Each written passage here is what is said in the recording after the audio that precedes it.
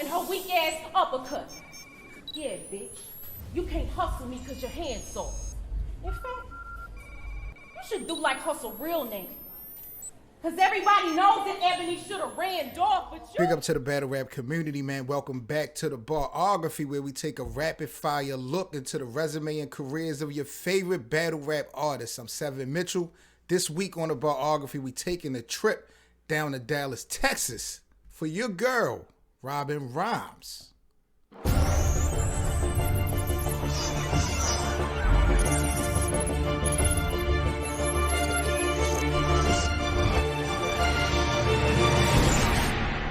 Robin, are you born and raised from Dallas, Texas?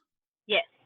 Okay, how was it for you coming up? I mean, not just as a kid, or just even as a teenager, like how was it for Robin Rhymes coming up in Dallas?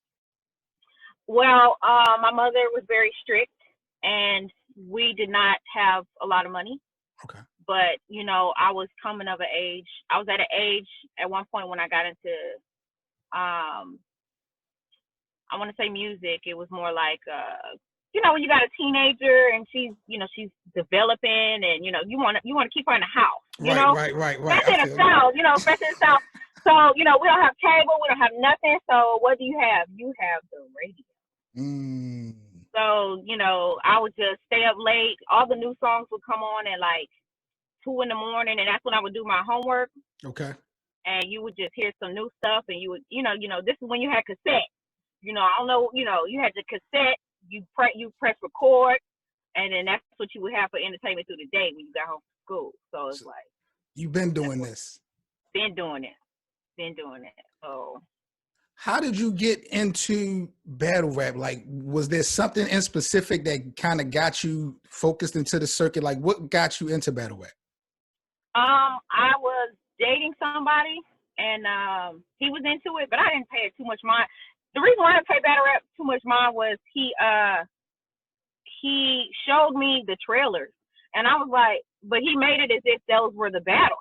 Okay. So I was like, these aren't battles. These are people talking shit about each other. They're not rapping in this. So I didn't pay no mind. And I got approached from one of the league owners here in Dallas, and he asked me, could I battle a girl?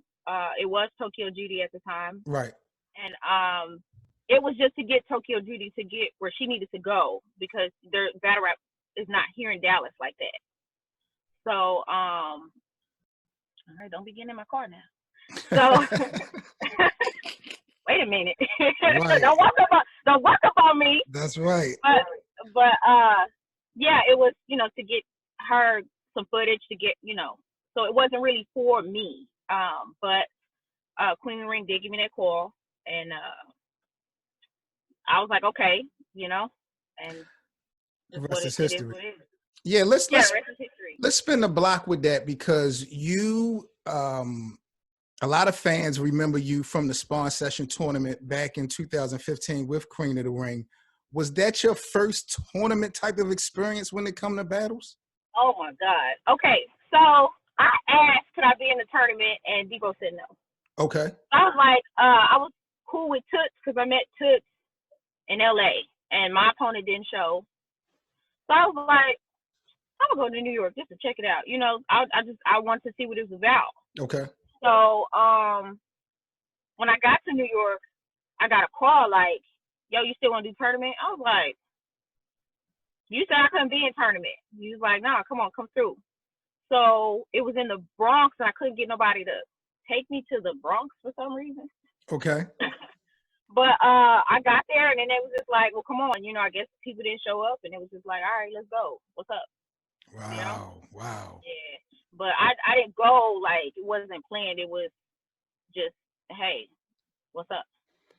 All right, here I am. When you look at it in hindsight, who would you say was probably your toughest opponent in that tournament? Because it always kind of spurred a moment, I'm assuming. So each battle probably had its own little difficulty. But who would you say was your toughest opponent in that tournament?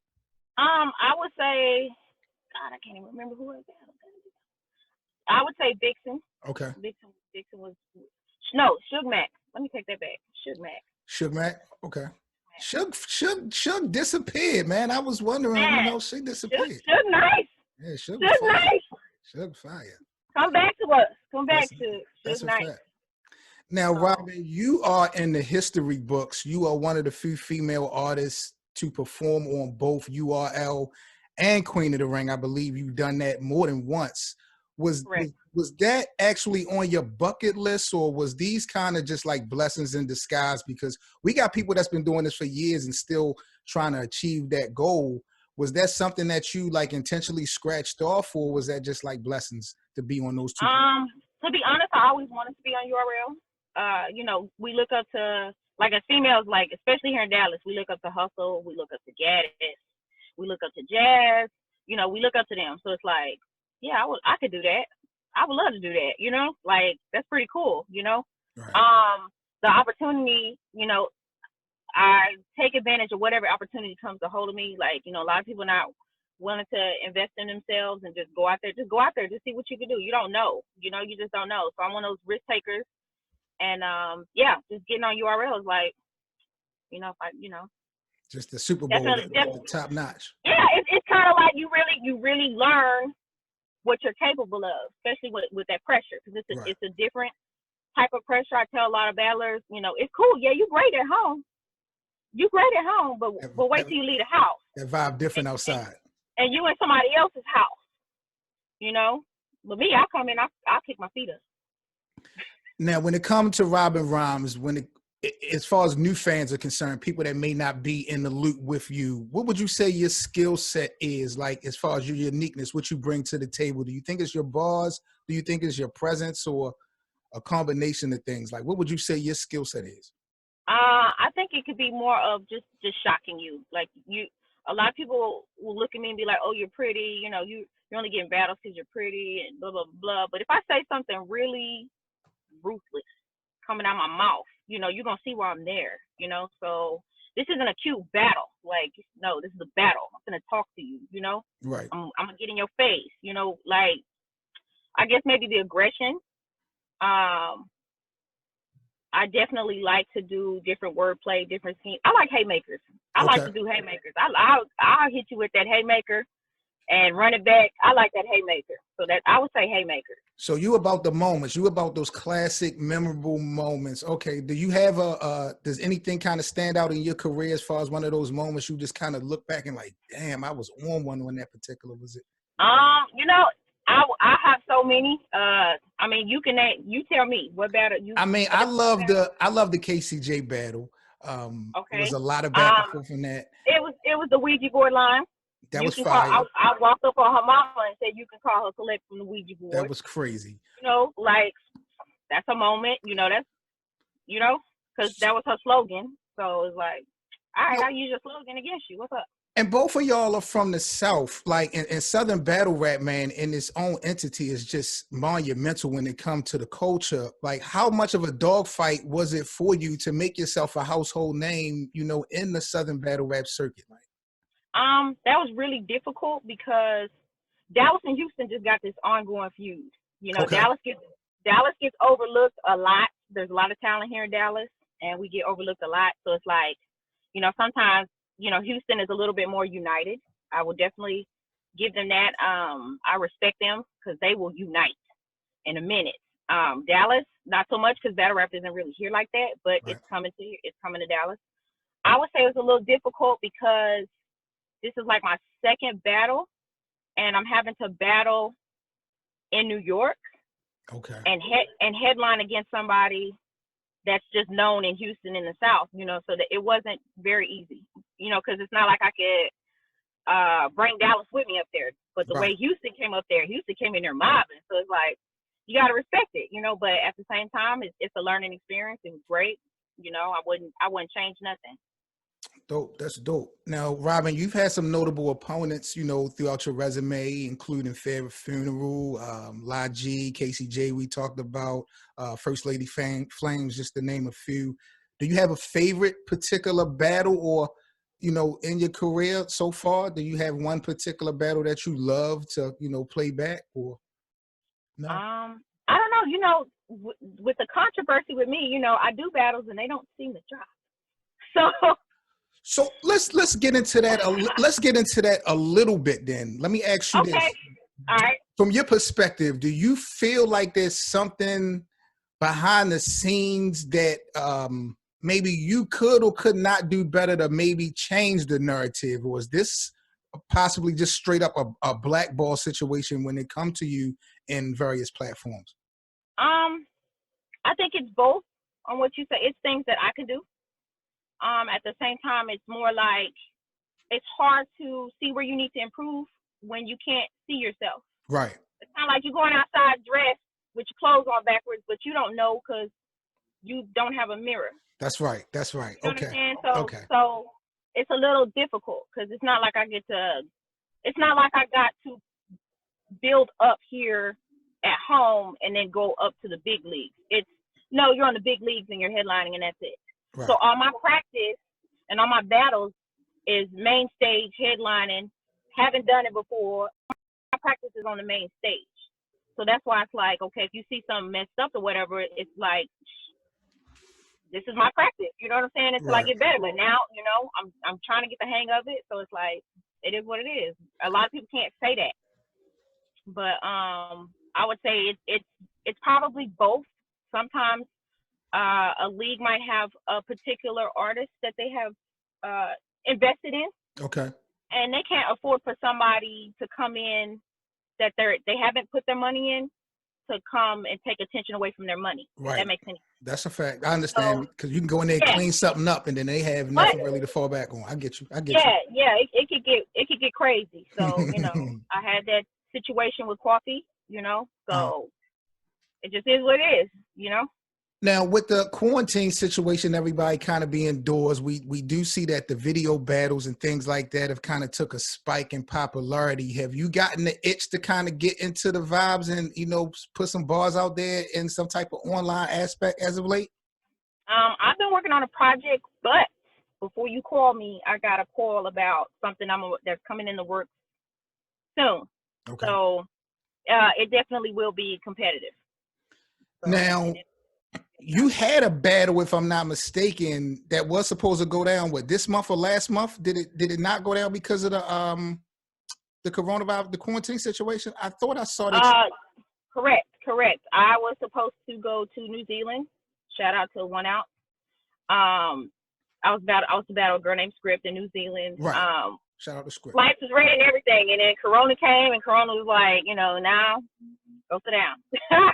So where do you find your motivation at, Robin, yo? Because you done been through the fire, yo. You done been through so many ups and downs in a career that hasn't been that long. Where do you still find your motivation to keep pushing in the culture? I have to look at the trends that I set. You see a lot of women battling in bodysuits. Right. You see a lot of women wearing makeup now. You know what I'm saying? I have to look at myself as an influencer, a trendsetter. Also, at the same time, I used to get discouraged. Don't get me wrong. I used to get discouraged about things that would be said, but it's more like now I'm a little bit more mature to where it's like, it's not about what was said. It's more about who said it. Okay. So if you got Lorraine down the street saying something insulting to you, that should just roll off your back. But when you got the president of the United States saying some shit about you,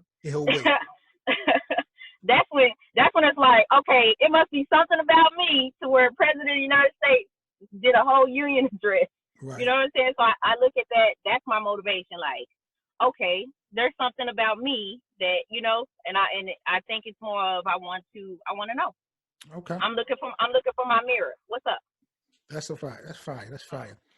Now, you kind of spoke on this before, Robin, but kind of elaborate and give me your opinion on female empowerment in battle rap. Like, what's your viewpoint on the way business is done in the culture when females are involved, as far as the way they look in comparison to how they getting booked, the support level that female battle rap get from the fans and, the media support? Like, what's your thoughts on just the state of female battle rap right now?